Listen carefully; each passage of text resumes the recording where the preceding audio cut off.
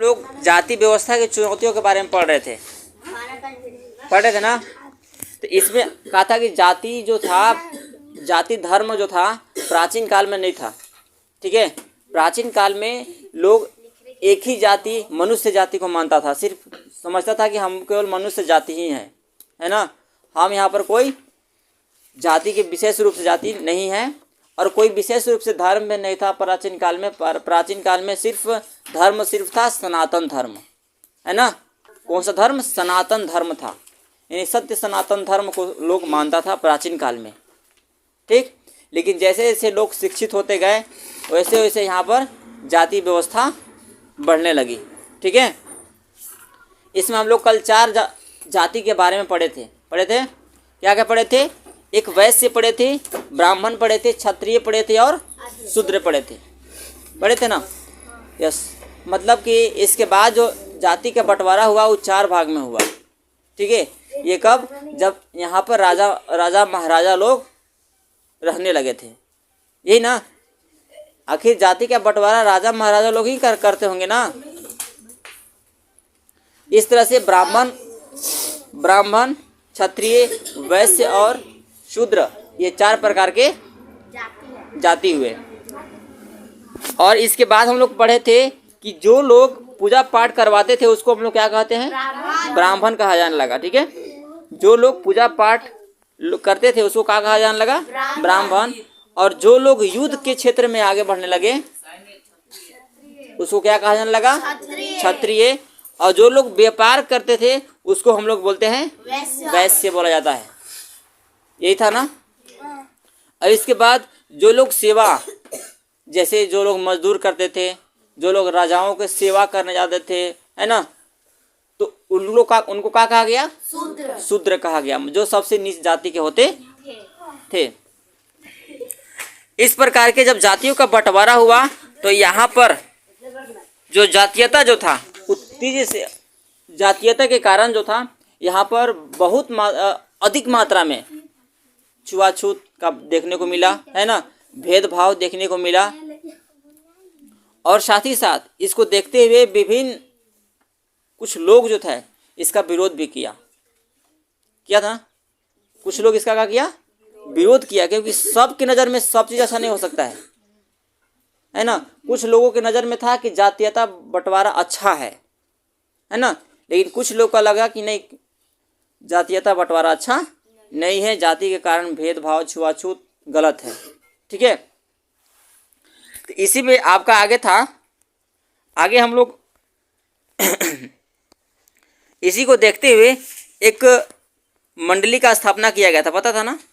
इसी में एक राजा राम मोहन राय ने इसकी आलोचना की थी। पता है कौन किया था? राजा राम मोहन राय ने इसकी आलोचना की और प्रार्थना समाज की स्थापना किया। ठीक है, क्या किया? प्रार्थना समाज की स्थापना किया और जातीय की आध्यात्मिक समानता पर बल दिया कि जो भी जातीयता हम लोग यहाँ पर बांटे हैं उन लोगों को क्या है? सबका एक समान अधिकार है। ठीक है, जातीयता का अधिकार पर क्या कर दिया? बल दिया। और सभी लोग जो इससे अछूत थे, मतलब इसके बारे में नहीं जानते थे कि जाति के कारण हमको क्या लाभ होने वाला है, क्या हानि वाला है अगर बंटवारा हुआ है तो उसके बारे में राजा राम मोहन राय ने क्या किया? उससे अवगत कराया, है ना, कि जातीयता बंटवारा गलत चीज़ है।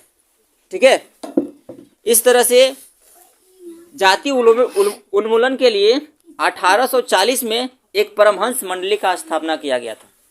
पता है? बताए थे ना कल। क्या हुआ कि जातीयता बंटवारा के लिए 1840 में क्या किया गया? परमहंस मंडल की गठन किया गया और उसी को लेकर के 18वीं सदी के अंतिम चरण तक यूरोपीय भारतीय विद्वानों ने भारत की प्राचीन विद्या का भी ग्रहण करना शुरू कर दिया था। इससे क्या हुआ कि मनोबल और बढ़ने लगा, है ना। ये प्राचीन विद्याओं का ग्रहण करने का अर्थ क्या है? अध्ययन करने का अर्थ क्या है? ताकि प्राचीन सभ्यता को लोग जान सके, है ना। कि क्या अभी जो मान लीजिए अभी हमारे यहाँ जातीयता का भेदभाव चलता है, तो क्या पहले भी जातीयता था? ठीक है, इसको देखने के लिए, इसको जानने के लिए लोगों ने क्या किया? ग्रंथ पढ़ना शुरू किया। ठीक है, प्राचीन ग्रंथ जो सबसे पहले लिखा हुआ था। और 19वीं सदी में क्या हुआ कि आदिवासी जो प्रचारक थे, जो आदिवासी जनजाति के क्या करते थे, अपना आदिवासी भी क्या था, एक प्रकार का जाति ही है। ठीक है, आदिवासी जो शूद्र के अंतर्गत आता है। ठीक है, जो इस आदिवासी जो समुदाय के लोग के लिए क्या था, बच्चों के लिए एक स्कूल खोला था। कौन? ईसाई प्रचारक जो थे, आदिवासियों के लिए एक स्कूल खोला। वो कहेला भाई, क्योंकि अब देख रहा है कि जातीयता का भेदभाव चलता बढ़ रहा है, तो निश्चित रूप से जब तक लोग शिक्षित नहीं होंगे तो जातीयता का भेदभाव समाप्त नहीं होगा। तो लोगों को शिक्षित करने के लिए जो ईसाई प्रचारक जो थे, ठीक है, वो ईसाइयों के लिए क्या किया, एक स्कूल खोला। और जब स्कूल खोला तो निश्चित रूप से उनको आगे बढ़ने के लिए हम मौका मिला ना। इसी को लेकर के आगे था हम लोग को, इसी में जो जातीयता को दूर करने के लिए एक ज्योतिराव फुल्ले थे ना। क्या थे? ज्योतिराव फुल्ले थे। अब ज्योतिराव फुल्ले का जो जन्म हुआ था वो 1827 में हुआ था। ठीक है, कहाँ हुआ था? 1827 में सतारा में हुआ था, जो कि अभी महाराष्ट्र है ना। सतारा क्या है? महाराष्ट्र में। तो ज्योतिराव फुल्ले का जन्म कब हुआ? 27 में हुआ। कहाँ हुआ? महाराष्ट्र के सतारा में। ठीक है, उन्होंने छुआछूत जाति प्रथा, महिलाओं के कल्याण पर जोर दिया। जो छुआछूत देखने को मिलता है, क्योंकि पहले की जो महिलाएं रहती थी, लड़कियां रहती थी, उनको पढ़ने के लिए बाहर नहीं भेजा जाता था। ठीक है, उनको अंदर ही, घर के अंदर रखा जाता था और उनको चूल्हा चौकी करने के लिए घर में छोड़ दिया जाता था। ठीक है, जिसके कारण लोगों में जातीयता का भाव और भी विकसित होने लगा, क्योंकि महिलाएं ही एक ऐसा पृथ्वी पर मनुष्य हैं जो क्या करते हैं, जातीयता को दूर करने में मदद करते हैं। वो कैसे? क्योंकि महिलाएं बच्चे का जन्म देती है ना, और वही महिलाएं बच्चे को संस्कार भी देती है। जैसे अगर संस्कार, मान लीजिए कि जिसकी माँ अगर अपनी बेटी को अच्छी संस्कार देगी, तब वो अपने बच्चे को अच्छा संस्कार दे सकता है कि नहीं। अगर मान लीजिए कि आपको अगर अच्छे संस्कार नहीं मिले, अगर लड़कियों को अच्छी संस्कार नहीं मिले, तो निश्चित रूप से आने वाला समय में जो उसके बच्चे होंगे उनको अच्छा संस्कार नहीं दे पाएंगे। क्योंकि जब तक अच्छी संस्कार से अवगत नहीं होंगे तो आने वाला जो भविष्य है उसको अवगत कैसे करा पाएंगे, है ना। इसलिए संस्कार युक्त जो बच्चों का सबसे प्रथम कर्तव्य, जो माँ का पहला कर्तव्य होता है, संस्कार युक्त बनाना अपने बच्चों का, ताकि भविष्य में वो भी किसी को संस्कार युक्त बना सके ना। इसी तरह से ज्योतिराव फुल्ले जो था, 1827 में इसका जन्म हुआ था। और कहाँ हुआ था? हाँ, सतारा महाराष्ट्र में हुआ था ना। उन्होंने क्या किया कि दलित और स्त्रियों को उद्धार के लिए अपना जीवन सब अर्पित कर दिया। मतलब जितना भी कोशिश बने महिलाओं की छुआछूत को दूर करने के लिए, है ना, उन्होंने अपना पूरा जान जी लगा दिया। और उसी को देखते हुए 1848 ईस्वी में उन्होंने जाति की कन्याओं के लिए, निम्न जातियों की कन्याओं के लिए एक पहला स्कूल खोला। क्या खोला? पहला स्कूल। और अपनी पत्नी को भी पढ़ाई, जिसका नाम था सावित्री बाई। ठीक है, क्या नाम था? सावित्री बाई। किसका नाम था? किसकी? हाँ, ज्योतिराव फुल्ले की पत्नी का नाम सावित्री बाई था। सावित्री बाई फुल्ले था ना। और ये जो था, ये ज्योतिराव जो था, अपने पत्नी सावित्री बाई को भी पढ़ाया, है ना। क्यों? क्योंकि ये जाकर स्कूल में बच्चों लोगों को शिक्षित कर पाए, क्योंकि उसकी पत्नी भी शुरुआत पढ़ी नहीं थी ना। तो इस तरह से देखते हुए एक 1873 की बात है। क्या है? 1873 में उन्होंने एक सत्यशोधक समाज की स्थापना की। किसने?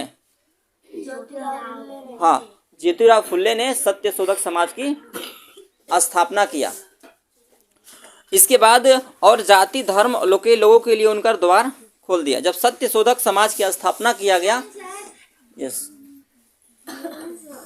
यस यस, तो एक प्रश्न आ सकता है कि सत्य शोधक समाज की स्थापना किसने किया था? ज्योतिराव फुले ने। उसका जन्म कहाँ हुआ था? 1827 में। 17 के महाराष्ट्र में। उसका जन्म कहाँ हुआ था? 17 महाराष्ट्र में। तो हम बोले थे कहाँ हुआ था, हम बोले थे कब हुआ? 1827 में। उसकी पत्नी का नाम क्या था? सावित्रीबाई फुले। सावित्रीबाई फुले। फुल्ले। ठीक है, तो इस तरह से आप लोग को इम्पोर्टेंट चीज याद रखना है ना। और परमहंस मंडली की स्थापना कौन किया था? राजा राम मोहन राय। नारायण गुरु। नहीं उधर है। अभी जस्ट बताए थे पीछे, राजा राम राजा राम मोहन राय ने परमहंस मंडली की स्थापना किया था। कब किया था? 1840 में। हैं? 1840 में। 40 में। देखो बढ़िया से पहले देख लिए मुंबई में। समझ में आ गया। तो इस तरह से उन्होंने सत्य शोधक समाज की स्थापना किया, ज्योतिराव फुल्ले ने। ठीक है, इसके बाद क्या हुआ? जाति और धर्म के लोगों के लिए द्वार खोल दिया जब सत्य शोधक समाज की स्थापना किया गया। और 1873 में ज्योतिराव फुल्ले ने गुलामगिरी नामक एक पुस्तक लिख दिया। ठीक है, क्या लिखा? गुलामगिरी नामक पुस्तक लिखा। किसने? ज्योतिराव फुले ने। हाँ, ज्योतिराव फुल्ले ने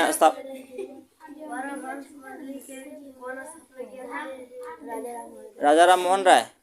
इसमें राजा राम ने। राम मोहन राय दिया ना। हाँ, तो इस तरह से समझ में आ गया आपको ज्योतिराव फुल्ले के बारे में मेन चीज। चलिए अब हम लोग देख लेते हैं आगे की प्रक्रिया।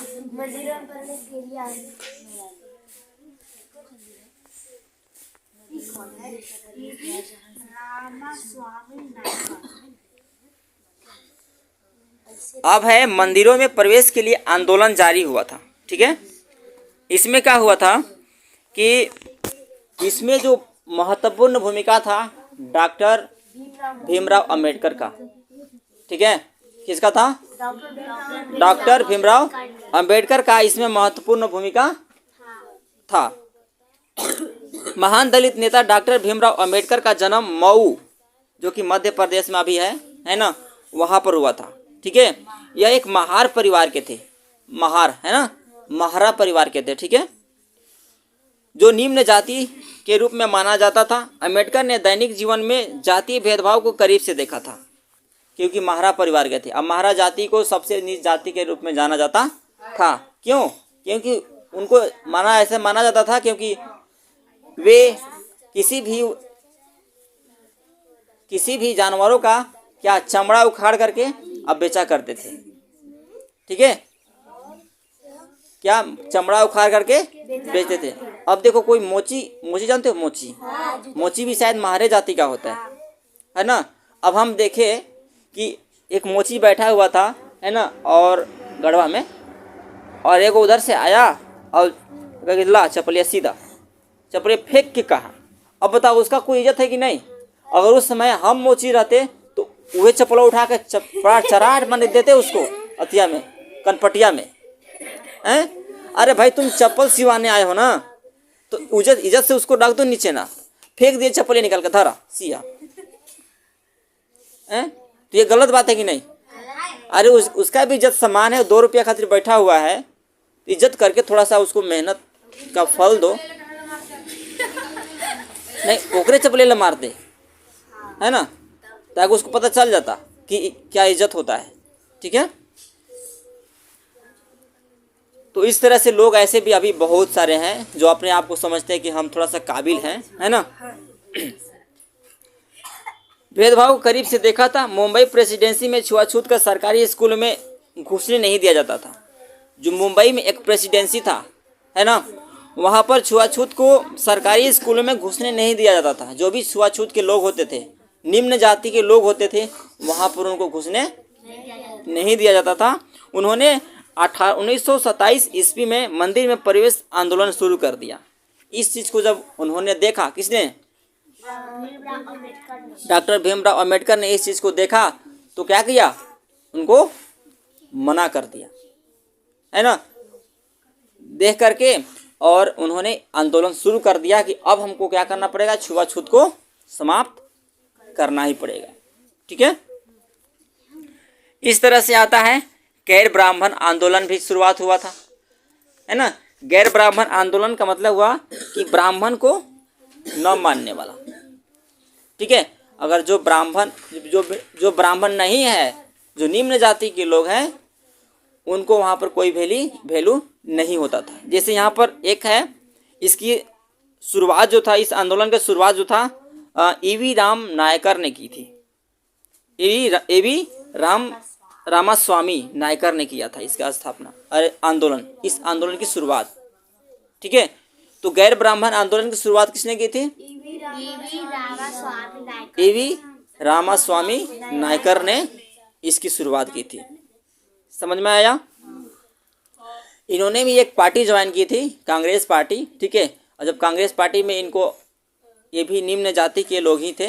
ठीक है, जब इनको वहाँ पर बैठने सीट नहीं दिया गया तो ये भी सोचे कि नहीं, अब क्या करना चाहिए। वहाँ भी जो भी लोग बैठा हुआ था सब ब्राह्मण जाति के लोग बैठा था ना, उच्च जाति के लोग बैठा था, और वहाँ पर इनको सीट नहीं दिया गया आगे।